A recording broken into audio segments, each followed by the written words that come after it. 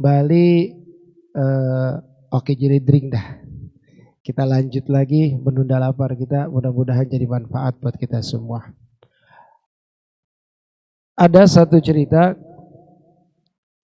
di mana ada seorang kaya raya yang uangnya itu, hartanya itu sangat berlimpah ruah. Tapi dia punya anak, semuanya tidak ada yang bisa menolong dirinya. Kelanjutan dari cerita sebelumnya saya pernah jelaskan tentang ketika dia bertanya kepada anak istrinya, gak sanggup untuk nemenin ke kuburnya. Harta bendanya pun sama. Akhirnya si orang kaya ini pernah ingat suatu pesan dari gurunya. Apa? Dalam surah Al-Munafikun ayat 10 Allah berfirman, nafkahkanlah sebagian hartamu. Sebagai apa? Sebagai penolong kita nanti di akhirat. Sebab kalau nanti kita sudah wafat, ketika ahli kubur ditanya oleh Allah Subhanahu wa taala, dikasih pilihan, mau hidup lagi, apa jawabannya? Apa jawab ahli kubur? Rabbi laula akhartani ila ajalin qarib fa asaddaqa wa aqum minas solihin. Kata ahli kubur, ya Allah, kalau kau berikan aku kesempatan untuk hidup lagi, maka aku akan sedekah. Maka ini orang yang kaya raya, dia ingat hartanya segini banyaknya, kalau nggak disedekahin nggak bisa nolong dia. Akhirnya dia berwasiat. Di usianya yang sudah lanjut, dia bikin wasiat, bikin sayembara. Barang siapa yang mau nemenin saya di kubur saya 40 hari lamanya, ketika saya wafat, maka setengah dari harta saya akan berikan kepada orang yang sanggup nemenin saya 40 hari. Singkat cerita, panggillah notaris, bikin surat wasiat, kalau saya mati bikin sayembara ini. Akhirnya singkat cerita, ajal sampai. Si orang kaya yang hartanya melimpah ruah meninggal, wasiat dijalankan, maka dibangunlah apa? Disebar apa tadi? Wasiatnya dibikin sayembara.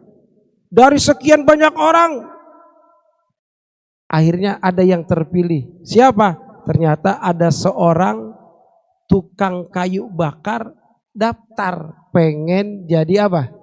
Sayembara tadi. Mau siap sanggup nemenin 40 hari di dalam kubur, tapi dikasih fasilitas ruangan yang VIP. Jadi di kubur sebelahnya dibikin lagi ruangan. Tapi di dalam kubur ada tempat tidurnya, ada AC-nya, ada kulkas, ada kompor, segala macam fasilitas. Yang penting gak keluar selama 40 hari. Singkat cerita, kubur, mayat dikubur, sebelahnya ada ruang tunggu tadi. Siapa yang masuk? Tukang kayu bakar. Hari pertama dikubur, masuk bersama siapa? Tukang kayu bakar yang kemana-mana, yang dia bawa cuma satu, kapak.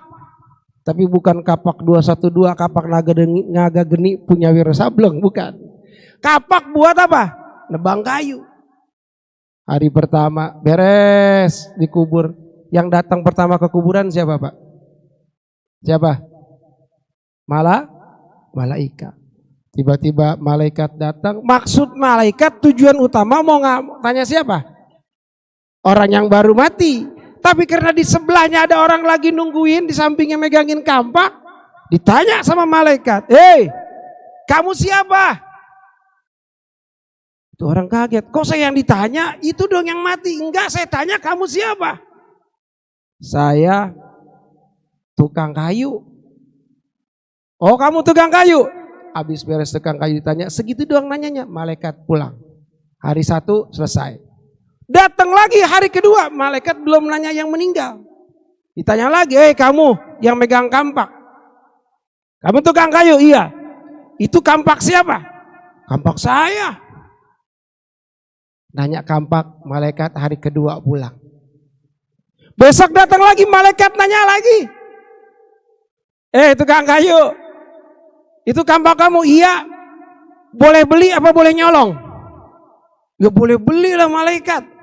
Ini kampak satu-satunya saya. Pulang lagi malaikat, 1 hari 1 pertanyaan. Berulang-ulang ditanya, kampaknya dari mana? belinya di mana, pakai uang dari mana, digunakan untuk apa, sampai hari 10, 20 nanya tentang apa? Kampak. Buat apaan kampak? Buat nebang kayu malaikat. Begitu lagi ditanya, kampak nebang kayunya buat apa? Buat kayu bakar. Kayu bakarnya buat apa? Buat dijual. Ya lama-lama nih tukang kayu pegel. Tiap hari ke saya mulu yang ditanya. Itu mayat dari 30 hari belum ditanya-tanya. Saya cuma punya kampak doang, nanyanya setiap hari. Makin lama makin apa? Pegel. Besok ditanya lagi. Belah kayu, iya malaikat. Belah kayunya ukurannya sama apa enggak? Lah, saya pikirin saya mah ngampak kan gitu. Buat apa? Kayu bakar. Diikat, iya. Berapa ikatannya? Ada yang 10, ada yang 11 tuh. Harusnya apa? Sama rata. Sampai ditanya sedetail mungkin tentang masalah kampak dan penggunaannya. Sampai hari ke-39, singkat cerita. Keburu nanti Ustadz datang. Sampai hari ke-39, ini tukang kampak udah gerah. Ini kira-kira malaikat bakal nanya apaan lagi nih, saya udah puyeng dah.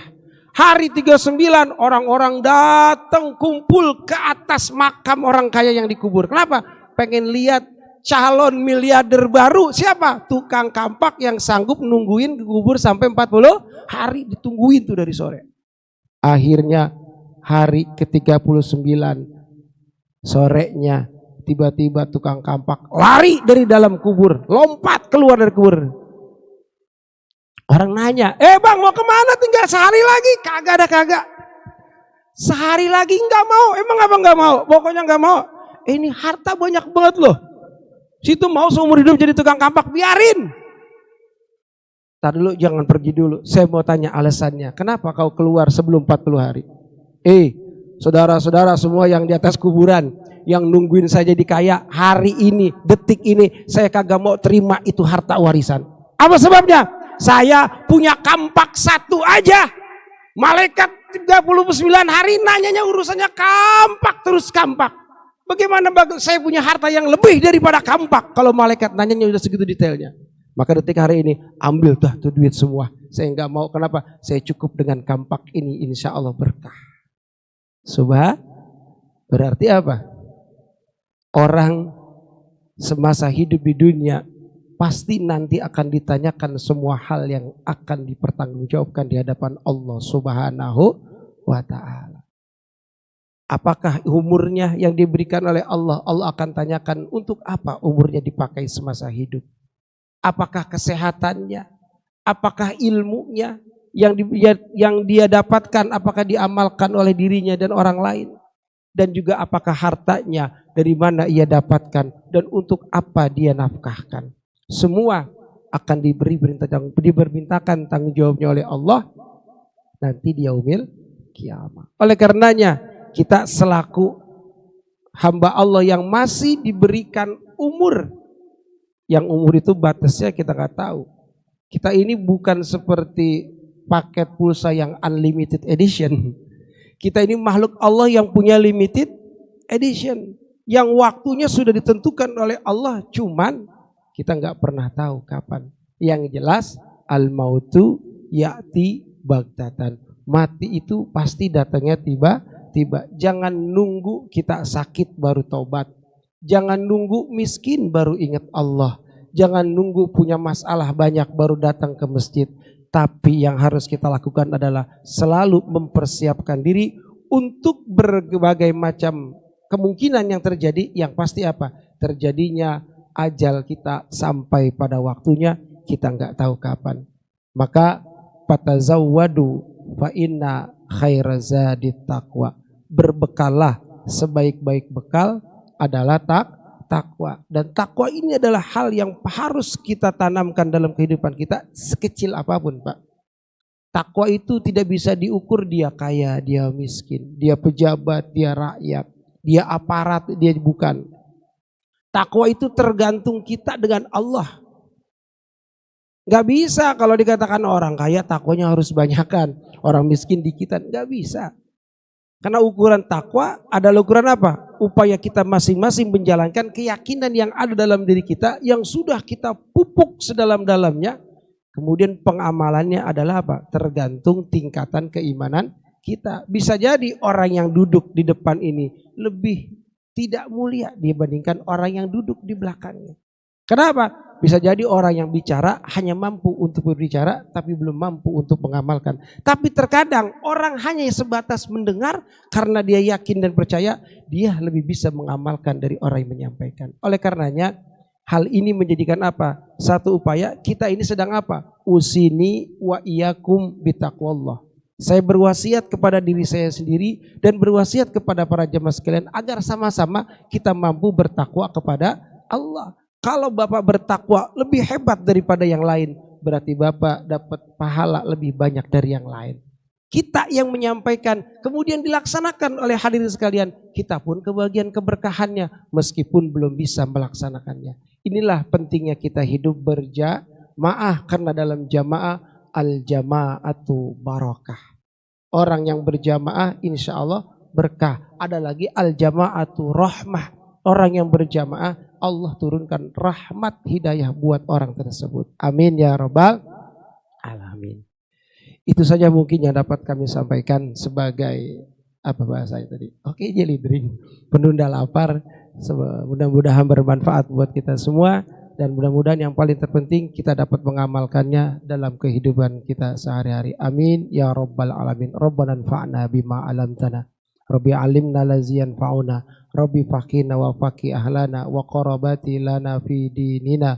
Tawassalna bita'allumin, tawassalna bita'limin, antarzuqana wasi'a wa antarzuqana amana. Subhanakallahumma wa bihamdika asyhadu an la ilaha illa anta astaghfiruka wa atubu ilaik. Billahi taufiq wal hidayah. Assalamualaikum warahmatullahi wabarakatuh.